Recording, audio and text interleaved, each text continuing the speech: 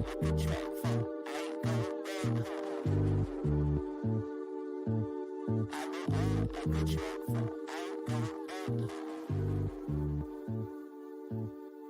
God, give me a warning. Please take me for the morning so I leave more disappointments than I ever.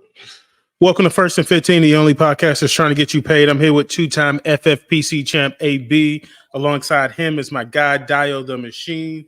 Guys, it's been crazy news. We're getting close to week one. A lot of cuts, a lot of surprising IR designations. I want to go through a little bit of the news that happened not only today, but the last couple days. Obviously, the big one is CeeDee Lamb, finally getting his contract. I don't think that changes much for us in fantasy. I think we all thought that CeeDee was going to sign with the Cowboys and that he was going to be ready to go, at least physically be there.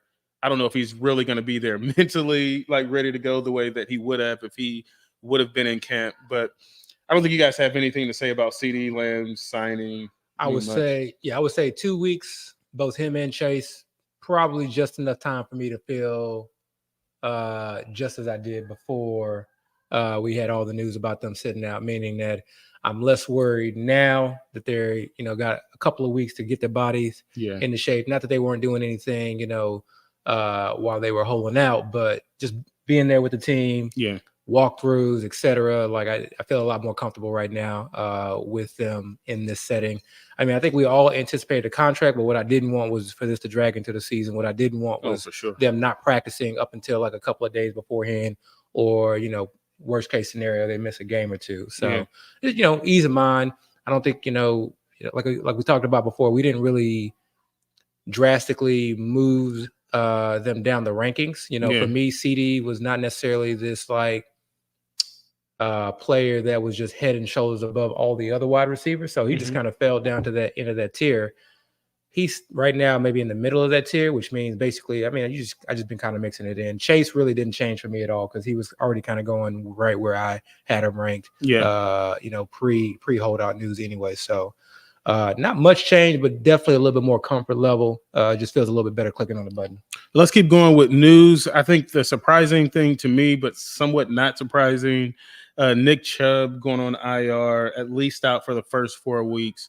I think the piece of news that's actually related to that is Deontay Foreman being cut, which seems to leave only, our boy who, we didn't really want to, click the button on Jerome Ford, but it only leaves Jerome Ford there in that backfield. They have to bring somebody else in, right? Like one of these guys who are, who has gotten cut into this. Jerome Ford. Who else is there? Pierre Strong, remember? And I told you about Pierre Strong like weeks ago. He's still there. Yeah, it's only Pierre Strong in 4 right now. No, what about there was Naeem Hines is on NFI. He's in NFI right now. Okay. Foreman cut Chubb on IR. I mean, I actually have a lot of 4. I don't know why y'all didn't want to draft him before. I mean, it just didn't feel good because he's even last year. Yeah, I got you. He's starting running back and he was going late. Like you're not even using a premium pick on him. Even now, I guess I haven't been in the draft since today's news came out, so maybe he's going a round or 2 higher. Yeah. But I honestly think people probably draft him in the same exact spot, like 10, 11. I agree. So because people ain't excited about getting 4. Honestly, drafting and remember what we talked about this weeks ago.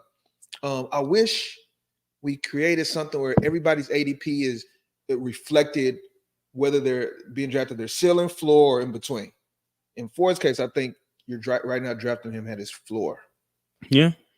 So take that for however you want to take. Now, the only risk, it's the same risk you have with Chuba Hubbard, is when the incumbent, comes back and theoretically gets the workload that they initially were expecting to have, then the value of said player almost goes to zero, vanishes immediately. And it sucks because even if you're in redraft or dynasty, it's really even hard to trade him because everybody knows what's coming. Yeah, that's the only pushback I would give about him being drafted at his floor is that, if Chubb does come back, dude's squatting like 15,000 pounds right now. Not to say that that's the only thing you need to come back, but if he does come back, then then he is kind of what he is. So, and one thing that, I always kind of like to look at, when we're talking about, is a player too high, too low? Is he a value? is look at his teammates and look at players going around him. Mhm. You know, people kind of priced in all of this. The market does a pretty good job for the most part, right? Mhm. As far as where Ford goes, then where Chubb goes. If you just want to take the bet, you know he's kind of a beast. Maybe he's one of the outliers, and he kind of comes back and You can actually get both in some cases. Yeah, exactly. You can get both. And then they priced in Foreman. Like Yeah. Foreman was largely getting undrafted. He was very much at the end of the you're back in the or like in the 20th round, Like a if best that- ball pick. Yeah. Exactly. And even then, like there was, even with like maybe a little bit of hype here or there, people still did not move up his ADP. So I think all of that was priced in. But the one thing that I would say is, and this happens every single year, is players will get cut and then they will just come right back to the practice squad. And then remember, it's a lot easier for teams to like move people up from the practice squad. Oh just yeah, to get- I definitely don't So- believe the Browns are only staying with Yeah. two running backs going into game one. Right. I don't think any of the roster Yeah. today. By the way, I don't know when this is going out or when people are going to watch Yeah. it, but this is Tuesday evening. Yeah. Mhm. Like today's the day where everybody cut players down. We haven't Yeah. got to the players where teams are picking players up. Yeah. So teams going to change dramatically. Like teams like the Texans last year, they were picking up and releasing players every day leading into Yeah. week one or game day. So Yeah. don't get comfortable with the Yeah. way these rosters look now. Yeah, and they can get released and they can hop right back on the same team. Yeah. You got other guys who just been out there, like a Dalvin They Cook go to may land practice somewhere. squad and get promoted Yeah. game day and things So- like that. But let me say this stuff. Yeah. Let me say this one thing, because I understand the sentiment. And again, Ford and Chubb are kind of in a similar situation, in my opinion, the way I view them and the way I feel like the public views them. Mhm. But here's one thing. I think the sentiment commonly is that, yeah, they're starters and yeah, they're okay players. But again, like I was just saying before, the incumbent is going to return, right? And I think that's baked into all of their values. Yeah. Here's one thing I do want people to just consider. And I know it's hard, especially if you're fans of certain players and talents, but just consider the possibility, Mhm. whether how small it is, it could be 1% or maybe even 50% or anywhere in between or anywhere above that. But just consider the possibility Mhm. that Chubb and or Brooks does not come back Mhm. or Yeah, doesn't yeah. come back right. And if that happens, Yeah. these players that you're taking, if they do a solid enough job where the team is still comfortable with them, they end up being like league changers for you, Yeah. or team changers for you, if you Yeah. will, for a Mhm. whole season that you got at a discounted rate. Yeah. You know, because if I was to tell you those guys are going to have the starting job the whole season, Mhm. and I think if everybody knew that, they'd be going higher than what they're going now. Absolutely. Yeah. You Yeah. know, so that's just the only thing. So, and that's not impossible. We've seen it happen. I agree. You know, I agree. so. Let's also talk about some other guys who are still on or who were, to me, surprisingly placed on IR. Keandre Miller, I didn't see that coming. Placed on IR. Also, AJ Dillon How you placed not on see IR. Kendrick Miller? Oh, you thought he was going to get cut? No, I just didn't see him like still being on IR like to start the season. Bro, he hasn't. I think he's. I Has don't he know what. practiced at all? I don't know. What's No, going but on. I I'm just starting to get the frustration. Yeah. by for Dennis real. Allen. We always put in our. Well, I'm always putting in our group chat all the tweets we see about Dennis Allen hating Yeah. Kendrick Miller. yeah, And yeah. like, The coach, hate is how's your real. family? Hey, F Kendrick Miller. You know, so The hate is real. but he hasn't practiced, I don't think, at all. You know, and obviously they've had the frustration. I was more concerned they were going to cut him Yeah. personally. So being on IR is. I think the positive in my GM opinion. probably was like, look, I know you have an issue, but calm down. Like, Yeah, for real, yeah, chill out. chill If out. they did cut him, I think he would have been picked up pretty quickly too. Yeah, exactly. What about AJ Dillon? Did you guys see AJ I Dillon didn't see that. starting the season on IR? I didn't Been see on that. at I least didn't even 4 know he got weeks. hurt. Yeah, I didn't know that he got hurt. That's the thing too, is like not a lot of things are getting reported, so it makes Mhm. it kind of difficult to like follow all the news. You know, you don't have the questionable, doubtful tags. I mean, Right. the The Yeah. coach is coaching going to have to doubtful. speak on injuries. Yeah, or anything. exactly. Yeah. So that was a big one. Obviously, that's like a huge thing for Josh Jacobs. But again, you know, how far do you want to swing the pendulum in Josh Jacobs' favor? I think it definitely, gives him a little bump. 4 games is a bump, without AJ Dillon. No. He's gone. AJ Dillon is gone. I don't think he's out for the season. I think it's No, just he's gone. He's out for the season? Yes, he's done. No, It's a he's wrap. not. no, Yeah, he's done. not. He's done, folks. So, with that being said, Oh, wow. we need to be talking more about. So, the Yeah. first people are going to probably bring up is Lloyd. Yeah. Who actually I was hearing is going to go on IR yesterday. who didn't go on IR. And Yeah. I'm mad because I picked him up in my Yahoo home league. I was gonna put him in my IR spot, Yeah. and it didn't happen. But anyways, Man, he's out the whole season. yes, sir. So Wow. everybody's gonna look at Lloyd again, Yeah. who avoided IR, Yeah. the rookie Look at the USC, glasses. highly touted. Right. But the guy that y'all probably should be more looking at, and I guess this is my dynasty folks. Everybody that watch the show, they know I'm a dynasty guy. Emmanuel Wilson. Yeah, yeah. Go look at your boy. I've looked at him. He's Go look no. again. Go look again. I'm telling you. I'm telling you. Nah, Emmanuel Wilson is that guy. he's And again, not. he's a guy that you can take under the radar. Nobody's gonna pay attention. One injury away right now because Lloyd is hurt right now. Mhm. If they play the game today, Lloyd wouldn't be able to play. They're bringing in somebody else. Okay, it's maybe. not going to be. Maybe. I mean, we'll Wilson. see. I mean, but it's hard to predict the future. All I can That's do fair. is look at what's happening right now. Yeah, yeah. Dang. So- Breaking news: AJ Dillon placed on IR and will miss the 2024 season. Yeah, wow. It's crazy. Yeah. That's crazy. What about Elijah Mitchell? Wow. He's Season gone too. injury. Yeah, he's done for the season. Yeah, That one was kind of surprising too. It like was. to miss That the one entire was- season. That one was very it surprising. was. Yeah. So The crazy thing is, like, I think I knew Mitchell was going in and out of practice, but it's Yeah. Mitchell, right? Like, Yeah. he always Yeah. gets it. That's what he Yeah. does. Yeah. He gets hurt. He comes Hey, back. all He the- gives you a couple games. I got a ton of Elijah Mitchell bags. Well, Oh, do you? that's an easy cut. Well, because he Okay. was just going so late. He was Swap going so him out. late. Yeah, he's going so late. Swap him out for Jordan Mason. Yeah. all right, so let's No talk more about waiver. cuts as Well, well. Emmanuel Wilson, because Jordan Mason's probably going to be, a little Yeah. bit pricey now. Yeah. So let's Yeah. talk about cuts. Tim Patrick cut from the Broncos. We kind of talked about him on the pod a couple of times about having some success with the Broncos. Looks like he was cut. It looks like he's going to be picked up fairly soon. He's signing with the Lions. You're right. So he has a visit with the Lions. No, he's signing with the Lions. Well, I heard that he visited the Lions and that he has another visit with another team. I think the Ravens is what Maybe I've heard. news is changed, but from what I heard, he was signing with the Lions practice squad. All right. Yeah. But how do you feel about Tim Scott joining that Lions team? Does that change the landscape of that Tim Patrick? receiver? Tim Patrick, you mean? I'm sorry, Tim Patrick. What is it? Not That's your boy, really. so I'll let you speak on it. Oh, that's my boy. I thought you were going to tell me. Oh yeah, when I like is a strong word. What a What strong word. it's not. It's the most It's chill not word I actually- can use. Yeah. Yeah, it's actually Strong not a word. strong.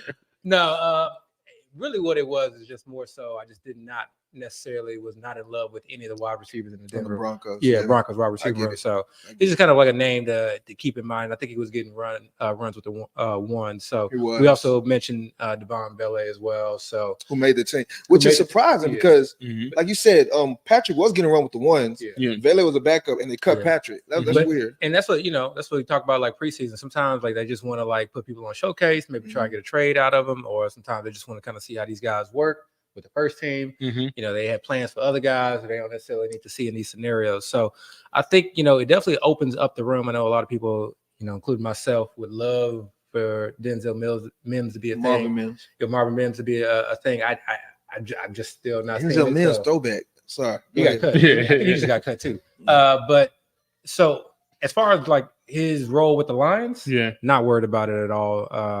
As far as affecting anybody else with the Not Lions, a little bit. no, because Josh Reynolds was there last year. To Yeah. me, he's just sort of Yeah. kind of an equivalent to Josh Reynolds. He's going to be going to a new team, new offense, got to pick up the Man. system. Hasn't played football in a long time. So even Yeah. if he is a Tim Patrick of what he was a couple of years ago, he still has to get incorporated into a new thing. If my name was Jameson Williams, I'd be nervous right now. Yeah. Yeah. I Personally. hear you. If I was Jameson Williams, because I think that's the role he would play on that team. What? Mm. Yeah. You don't got Jameson Williams type speed. Speed, Nobody yeah. can Not play that. about the speed. Like, okay, Jameson Williams, he can take the top off the defense. Yeah. Okay, cool. They need But- 3 wide but- receivers though. But they also need the deep intermediate post game. Patrick can do all of that. And Patrick is a big body. They have no other Yeah. big body. Yeah. The Lions are always talking about how they like big body receivers. That's true. Their main receiver is a short guy. He's not going anywhere. They just paid him. Yeah. They love Khalif Raymond, so they're not Mhm. taking him off the field. Mhm. Who's left? Khalif Raymond is coming off the field. Okay, I'm just saying they They love spent him. a first round. They're gonna try to make that work. No, I'm not saying they don't like Jameson Williams. What I'm saying is because we don't even know if Patrick is going to be a thing yet. Right. He's just on the practice squad right now. He Yeah. might have to work his way up. But if he does get in the rotation, I think Yeah. it's the Williams. Is that his name? James Williams? Yeah. Mhm. I think it's the Williams role that would take the biggest hit because Yeah. I think that's where he Yeah. fits in. Yeah, like Heisman Trophy winner Jameson Yeah, Williams. well, I remember mean, we don't even- were we don't wrong even about know He's been that. having no trouble for a while. Yeah. We weren't wrong. I wasn't wrong, but I didn't understand the Heisman Trophy. I But- think those. But what I would say though that I'm not saying how that necessarily impacts his role, but the one thing that I would say is we don't know what his role is. Yeah. He hasn't done anything for 2 years. So it's not as if like anybody's expecting anything. So if he kind of comes in and he's a gadget guy, he's a field stretcher, he's a, in around here or there, like that's, nobody's gonna be surprised. I'm just saying if I was James, I would just be nervous. Yeah. Everybody, I'd be most nervous. Yeah. I feel like he'd take a few of my snaps compared to everybody else. Yeah. Well, let's talk about Kadarius Toney. He was also reportedly cut by the Chiefs. Hey man, that boy living off of like 2 plays. He is, but reportedly cut by the Chiefs. Doesn't change anything for you guys. I know that you guys were not drafting him. Can you see him going to some place and changing the landscape there, turning it around? Would take a shot. I mean, he's still young. Yeah, high draft pedigree. Still has a lot of talent too. So maybe fresh, change of scenery could change things a little bit. Yeah, shoot. More importantly, Justin Ross got cut. Yeah, that was crazy. They them signing the most Juju. non-surprising. Really, the news is them signing Juju Smith-Schuster, and that was going to be next. Yeah, which is just odd. That kind of came out of nowhere. Just odd. I don't know what Juju is going to give to them. Yeah. I heard a lot of people thinking it was slightly concerned. Maybe the Rice suspension might be coming down soon. So I don't think that's true. I think he's actually going to play the season. But yeah, wait, is Rice the one we were having a debate earlier this offseason about? And I always said he wasn't going to play the whole season, right? Yep. I'm looking pretty good right now. I said that as well. Yeah, okay, whatever. But you came around a little late, but you did say it as well. You came around late. I was literally the one pushing to draft him. No. Dayo said that he was not going to be suspended throughout the season. It's okay. No. You said we're going to pull receipts. It's okay. I said that he was going to get suspended next season because we have precedent. Chris already remember I used the word precedent. When we originally he said that he's not going to get suspended at all. I said he was going to get suspended next season. Because that's what the NFL usually does. They usually push it to next season. So I said for this season, for redraft, I didn't say he wouldn't get suspended at all. I know he's going to eventually get suspended. He's having league. He has 2 legal bro. issues. You said he was not going to. No, I said he suspended this year. Yeah. That's what it said. Somebody pull the tape. It's on wax. Okay, we can move on. Last thing. Puka's back at practice. I know that Puka. Oh, by the way, real quick, Juju. Do we think he does anything with that team? I'm ignoring that. He kind of knows the system. He knows the system. So and they went to go pick him up. They didn't have to. And they dropped some other guys who are fairly talented. Like if they really want... I think he's above Sky, right? He seems like depth. But he's above Sky, right? Would y'all say that? Sky Moore? I don't know. Because I feel like the only people above him right now are Rice, Worthy, and Hollywood. And Hollywood's hurt. Oh, Justin Watson might be. I feel like a lot would have to happen for him to be a relevant pickup. Justin Watson could have a breakout season this year too. I can kind of see. I think he's always slightly underrated. He just doesn't win you much in fantasy. Yeah. All right, guys. So let's talk about the Listener League for a little bit. I know that we've already completed Listener League 1, but because of all of the fanfare, people really enjoyed it. It was really a fun time in the chat during the Listener League. So we're gonna do it again this coming Sunday. We're going to do Listener League number 2, Sunday, September 1st, 7:45. Please tune in to the live stream. 7:45 Central, right? Yeah, Central. 8:45 Eastern. I think so, but I'll have a link. We'll post the link. I don't know. We'll post. We Houston folks, man. We Central. I don't know. Yeah. But Listener League coming up. Like our listeners are really sharp. Stay in tune to what news drops and things like that. How are you guys going to change up this draft versus the last one with people having already kind of seen like how you draft, who you like, things like that? So you're not changing nothing. Nothing changes. Nothing's changing. Nothing changes. Different draft positions. Listeners better come ready. A different draft. What am I drafting? I think you're number 4 or 5. in the middle somewhere. Yeah, I'm number 6. I'm like right in the middle. I'm in the perfect place. Yeah, I'm actually number 1 this I'm not first. Thank you. This time. Yeah, that kind of sucks. Like I don't really like I will that say this, like you said, the chat was buzzing last draft.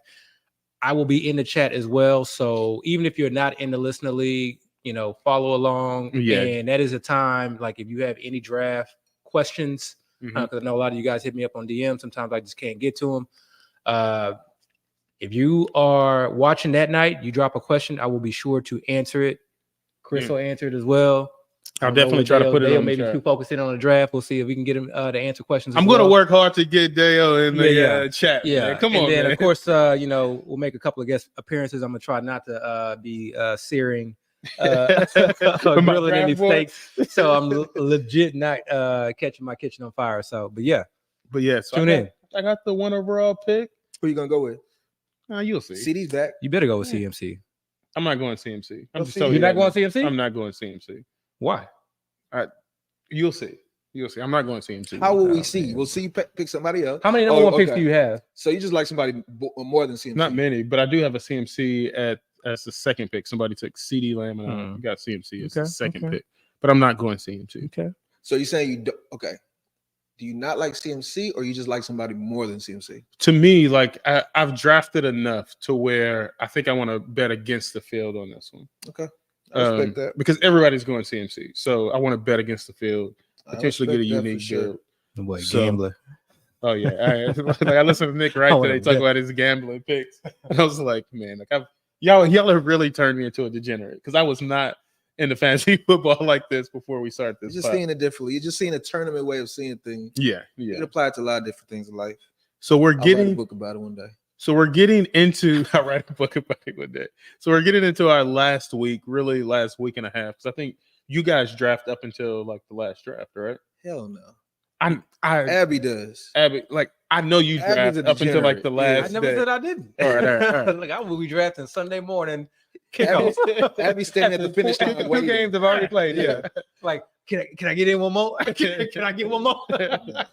But no, like this last week, like how do you guys sort of change strategy? Do you change strategy? Is this the time to really start like drafting every day because people who haven't drafted all season are just now getting in? Like, how do you guys see this last week? Is there like a last week push for you, or is it just like, you know what, I've already sort of used? I don't necessarily increase volume. I know a lot of people talk about that, and there may be something to it. I definitely wouldn't have an issue if someone like kind of waited to the end. Some people just feel more comfortable having all the information and kind of making a more informed decision. Yeah. It's probably like a wash for most people as far as you draft early, you get some value, but then maybe you miss out on certain news, and then and then for people who draft late, you miss out on the value, but maybe now you avoid all the potential landmines. You got all the information, and can kind of really put together a solid draft. So probably doesn't matter as much. I think for me, really, what I kind of focus in on these last few weeks is really just sort of kind of addressing any spots where I feel like I'm underweight, and I really try to address that before the last 2 weeks because if a guy that I'm underweight on value starts to really skyrocket or ADP starts to really skyrocket, then it becomes a little less fun, taking them 2 rounds earlier when I could have had them 2 rounds later in most drafts. But, they always says that people come up, then others must fall as well. Someone rises, someone else has to fall. So no change in actual strategy itself, but more so looking at my portfolio.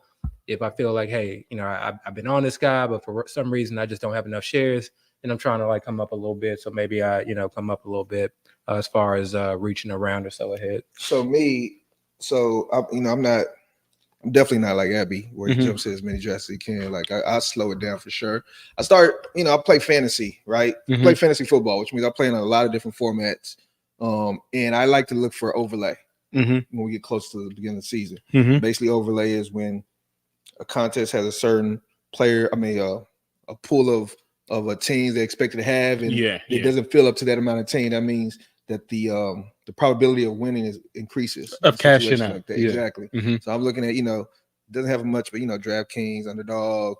Last year it started happening to drafters. Drafters kind of cool. Other things like that I start to look for, and in FFPC, I look for it as well. And last year or two, it seemed like it's possible. I think they still ended up always filling. But that's what I'm looking for. Now I will say this. Let me say 2 things. Number one, I think the strategy should slightly change a little bit. And I guess these 2 things are kind of a combination of the same thing. But I think the strategy should change a little bit because I think for me personally, when I was drafting early, I was drafting like players that I feel like their value was going to stay contained, and players that I feel like they had more ambiguous situations later that with a high potential later. And now when you get close to now that we know everybody's role a lot more, that picture firmly, is clear, right? Everything's a lot more clear. I can kind of draft those players, more so running backs. I can probably draft running backs a lot higher than I was before because now I know they don't have to worry about anything, injuries, players taking their spot. I will say this one thing though. When I look at boards from May, June, and I don't know, Abby, if you would agree with this, it's just my, I guess, perspective of it. But when I look at boards from May and June, and I look at boards like now, they're not that different to me. I don't think much has happened in this offseason that's made a big change. It's been a quiet offseason. Yeah, no major injuries, no major trades.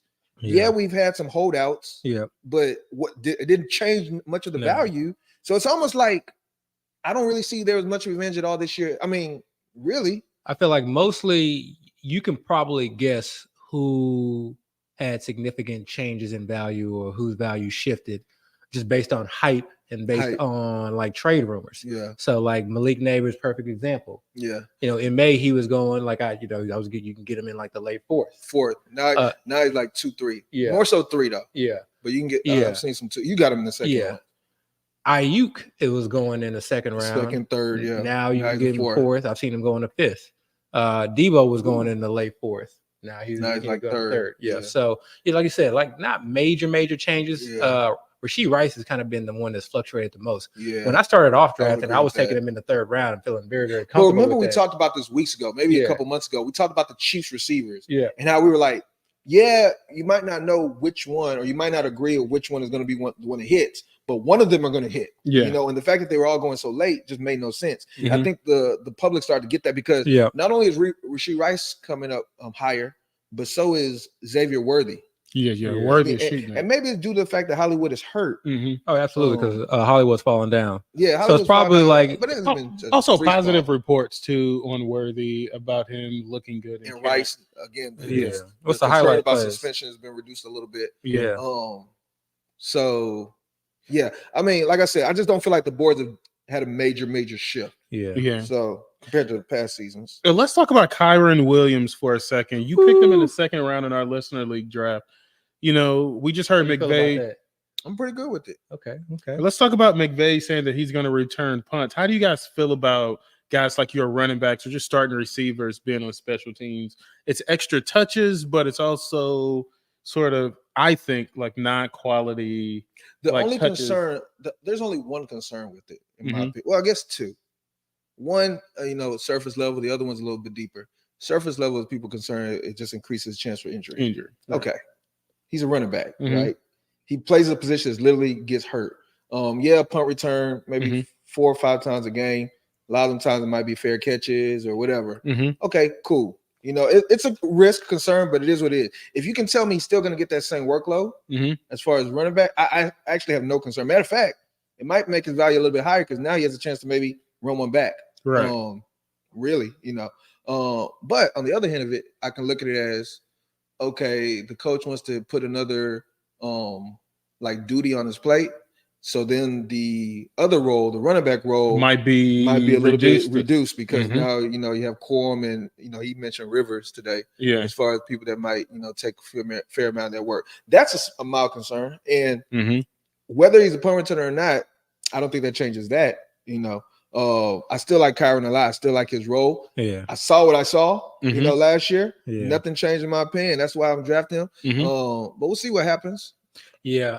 This is tricky because I think the biggest concern is that you put one of your quote unquote star players back there for kick return. You kind of think less of them is I think what most people are kind of viewing as. Yeah, punt return. But there was a time they used to put star players. Oh yeah. No, I know. Like Tyreek Hill, Deshaun Jackson. Yeah. So yeah. So definitely there was a time for that. So I think I don't know what to make of it. To me, this doesn't sound good. Yeah, I mean, I don't hear the news and think I don't hear the news and think, oh my. But I also don't want to be overly aggressive about saying, and this is a time. I mean, it's already started. People gonna be taking victory laps. I told you so. Like this is why I said to faith. And we haven't even played a game yet. So, but you gotta. I don't necessarily know if this is one where you gotta stake your claim. I feel like my gut feeling is going to be that this is really going to take a hit on his ADP And it's going to be very, very difficult for me not to try and take advantage or try and gamble. How much of a hit do you think is going to have in his ADP? Oh, I think absolutely he will be going at the earliest in the third round, like mid-third round right now. And I think at the latest, I think you'll start seeing him fall into the fourth in certain I don't think he's falling to the fourth. Yeah. He's been a third round pick. I've seen some people take him in the second round. He's been basically around that 2-3 turn. Yeah, probably more in the third than the second, but yeah, in the early thirds where I see him a lot. Yeah. And then I've seen him kind of fall in the third. I see a lot of CMC teams take him for whatever reason. He just said CMC. My CMC take him. I mean, number 1 and number 2 running back last year. Yeah. Yeah. So I've seen him fall in like the mid to early back end third. Mm-hmm. I can maybe see him falling to the back end of the third, early fourth, maybe. I just if you compare him to the other options there, I don't think there's many other options. Okay, let me say this: Josh Jacobs, he's gonna start shooting up boards. He has to, right? Maybe Josh again, like I said, if somebody rides somebody's fall, maybe Josh Jacobs jumping up in ADP is gonna make Kyren fall a lot more than what I'm expecting. So maybe he will be a fourth rounder, but still, like, you're taking DJ Moore over Kyren Williams, like those are the type of people in the early fourth, right? So I don't know. I don't think he's gonna fall too much. I mean, I don't think he'll fall that Mike much. Evans goes there. No, Mike Evans goes in the third going round now, I think. Mike Evans pretty solid. I've seen Mike Evans early third. DK. You got your Pittman. DK starting going third a little bit now too. Devontae Smith. Devontae, yeah. So it's gonna be Devontae or Kyren. I mean, even that. All right, well then let's play this game for a second. Would you rather have Kyren or Pacheco? Right now, like even with the news that you got, who would you rather have? I'm not a Pacheco guy, man. Me neither. Me either. I'm going Kyren. All right, so if you're going Kyren, in our league, he was middle to back end of the third. Who, Pacheco? Pacheco. Yeah, I know. So Pacheco goes again in the third. Like, that's what I'm saying. Like, Pacheco kind of coming up boards too. He is maybe back in the second, but like these guys are all going in that mid-second to very, very beginning of the fourth. Yeah. I just feel like if you think about it, all those teams, what I just said, are going to have couple are going to have 2 shots at him. Yeah. So it's not like he's going to be somebody that's falling so far as like you're passing them up over and over. So all you're doing is shifting them on the board. Yeah. He went from being taken by teams on one side of the board to now if he falls, just being taken by teams on the other side of the board. But really, what's the true value? Value, in my opinion, comes from where somebody that you were able to take in the third, now you're able to get them in the fourth or better yet the fifth. Something like that. Because now you're taking other people with similar values, plus the guy that you have value earlier at a later place. So, I mean, it's stuff like this. It doesn't move the needle too much for me. Now, with that being said, if Vay comes out and says something like, man, Corum, we're going to probably rotate in them series or just something like that where he talks to Corum. They definitely are rotating series. Oh, yeah. I'm just saying if he says it, right? Because now he's doubling down. Like, not only are we going to make Kyren a punt returner, but we're also going to give Corum all these touches. Yeah. That's probably going to make his ADP free fall. So let's talk about that for a second, because I know, Abby, you've been drafting since, I think you were in like a league. He's in the first draft. That was like the way too early. He was in the draft where they're like, sign up and wait for us to open the gates. And Abby signed up and was waiting at the gates. You really got in front of the Jordan line. He was tailgated FFPC lobby. But you one of those like those iPhone guys who tinted outside of the store. I can actually pull up my first draft here. Pull up that first draft for a second, because I genuinely want to know, like, where was the value, or where do you think that you received value from those first drafts to now? Because like now, like the landscape is getting clearer and clearer. Like we kind of feel a lot better on, especially those first 2 rounds for the most part. But like, do you think that you got like some value out of there where some guys, actually fail, but you were able to get them? That's the thing, is like you got some value. So I'm gonna put up 2 teams. Okay, this first team, I would, I took AJ Brown. I think I drafted at the like 11-12. Okay, AJ Brown, Garrett Wilson, Devontae Smith, and then I took Jalen Hurts. Okay. So Jalen Hurts, definitely goes in the 5th, right? I took him in the 4th. And this is kind of like, this was like the shift. And I was, kind of starting to see this. And then eventually it just kind of settled in where quarterbacks started going a little bit later. Okay. Because getting Jalen Hurts in the like late 4th last year or in the 4th round last year, was not that common. I'm getting a high end, like top 3 quarterback in the 4th round was kind of seen as value. Wait. So AJ Brown in the 1st. Yep. And then you were able to come back around and get Garrett Wilson. Yep. And then once you came back around in the late third, Devontae Smith. Okay. And then I got Jalen Hurts. And then I don't know where all these other guys went, but roster fills out with Ramondre Stevenson, Javonte Williams. This is before the draft, pre-draft. So I was very high on Blake Corum pre-draft, if y'all remember. I think a lot of people, we were just kind of assuming he was going to the Chargers, but he was also just like one of my favorite backs in the draft. And I wouldn't have to pay the premium price on like a Trey Benson. So I drafted a lot of him and actually some Jonathan Brooks. Wicks, unfortunately, this one got Elijah Mitchell, got Spears, got Zamir White on this team as well. I think I mentioned Javonte and Ramondre already. You still feel good about that AJ Brown pick, though? Yeah, I love AJ Brown. I think AJ Brown belongs in that conversation with everybody else in that 1st round. Okay, so you think Devontae Smith is going to have a disappointing season? No, I think they both will have. So you took 2 different Eagles offense. receivers. Yeah, I think it's okay. I'm very, very high on Kellen Moore coming to this offense. I'm very, very high on this offense running a lot more plays. I'm very high on this offense moving at a faster pace. I think people just underestimate what it means to run more plays and move at a faster pace. So you're high enough on them where you're going to take them above ADP? So there was no ADP. Okay. So it wasn't where at that point you were like, I believe him so much, I'm just going to take him. It was just that you were just taking the guys you feel like were good value. So this was another one. This was actually the hard way league. This was like the too early league. Okay. So this one I went Breece Hall. I got Kyren Williams.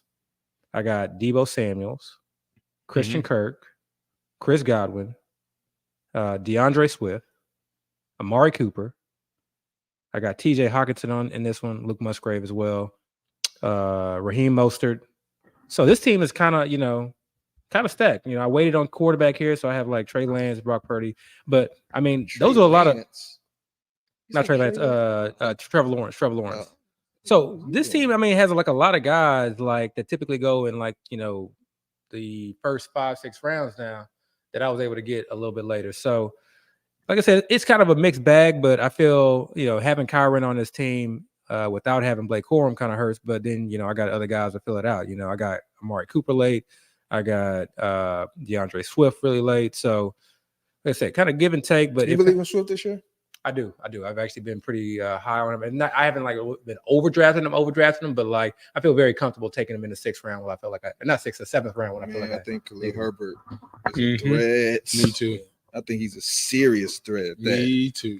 Yep. So I mean, like he's more of a best ball like I don't know, man. We might draft look pick back for me, but we might look back at week 6 and be like, "Whoa, he was just right there sitting. We could have all had him." Yeah, it's definitely possible. I mean, Swift has not been able to really impress the coaching staffs and the team, but they spent a lot of money on him. They've been preserving him, in my eyes, kind of throughout the preseason. And what I'm really like, what I'm gravitating to is his potential role in the passing game. Okay. So I'm thinking like he's someone who should be getting like 3 to 4 catches. You see a game. him, and he's a running back, so he obviously doesn't have to be high. But what do you see him priority wise with the Bears? Target wise, like priority. Like 3 or 4. Okay, so after the top 3 receivers. Yeah, maybe after the top 2 receivers. Okay. Yeah.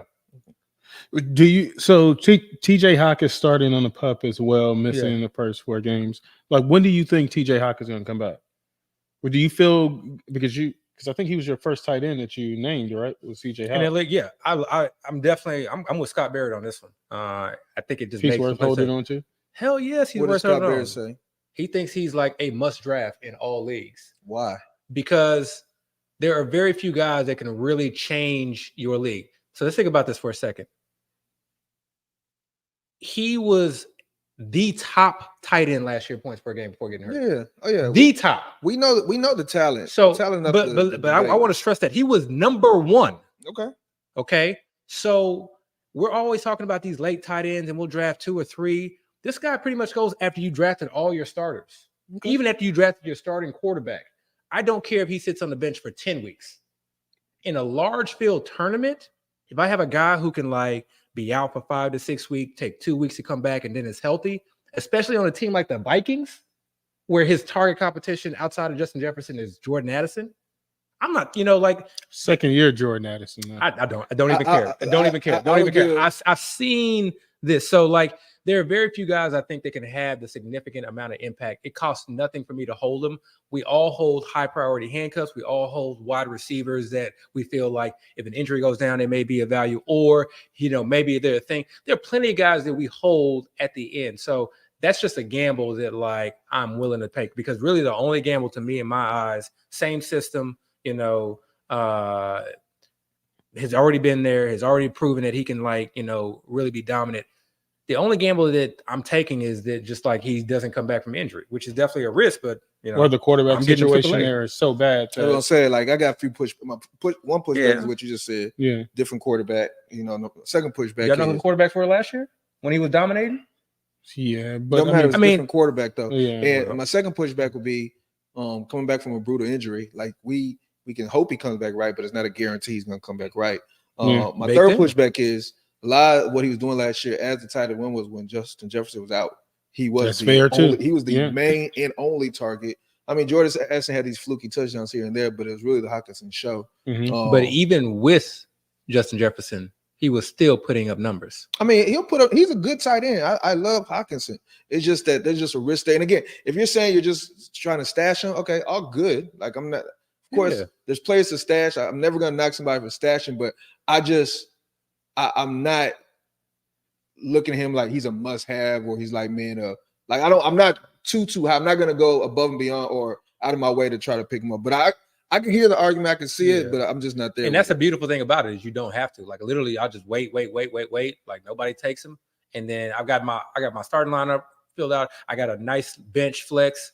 And then it's like the 10th round. Where's he going right now? 10? He goes like in the 10th round. He goes in so you have to have, and I should know the account of starters. How many starters do we have on FFPC? We got 10. 10? Mm-hmm. So you basically take him as your first bench spot. Or I guess your second or third bench spot if you don't go with the defense of the tight end. Yeah. I mean, defense and the kicker. So, okay. I mean, it's cool. I mean, if you're you're not taking a defense and a kicker there. Right, that's what I'm saying. So he's like his second or third bench spot. Yeah, I mean, just looking at that same board around that 10 spot, I mean, to be honest, I can see it. I mean, all those are guys that you're probably waiting on to sort of. And I've heard arguments. I mean, I think, again, best ball is very different than redraft. So I've heard the arguments that, like, do you really want to waste a roster spot on somebody who, is out 6 weeks? It depends on who that person is. Like, even in best ball, I will take TJ Hockenson. I will just gamble. Is right there, too. I will just gamble. Right. There's a lot of people in that mid part of the drafts that are just values, in my opinion. Because, like I said, nobody from the June drafts that was a mid-round player shot up. Mm-hmm. Like not one player. Yeah. There's nobody that we were taking like round 7 through 12 that is now going like 3 through 7.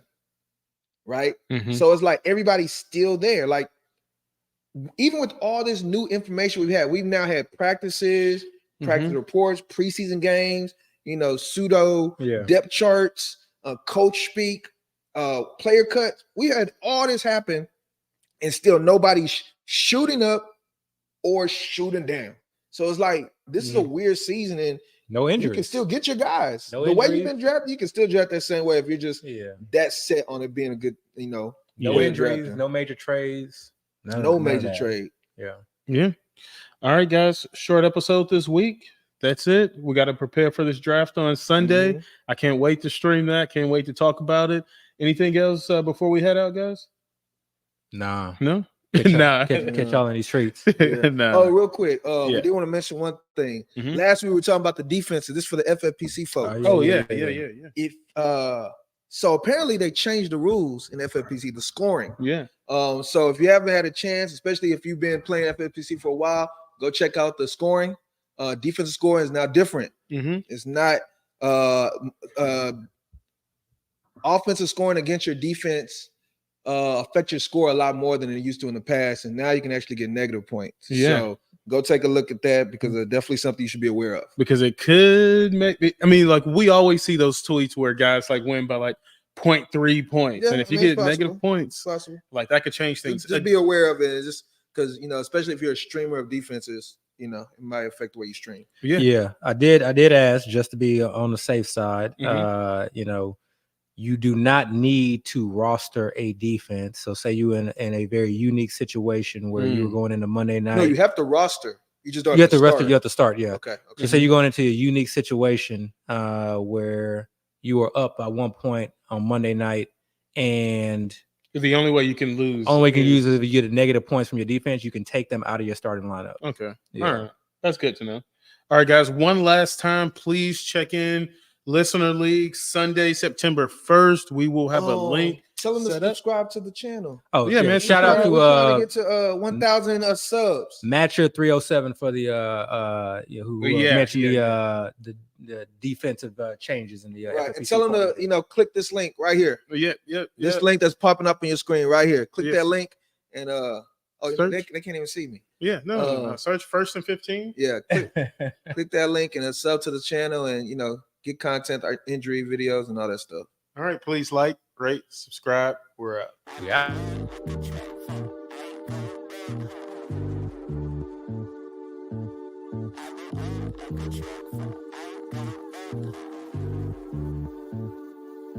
I said, God, give me a warning. Please take me for the morning so I leave more disappointments than I ever will appointments. Give a fuck about your feelings, rub it in. This your ointment can't depend on the oinker. Find your pick in the blanket, find a stick. Through your anus, give a rib for your statement. This shit and the payment that is on. Word is born. Why don't you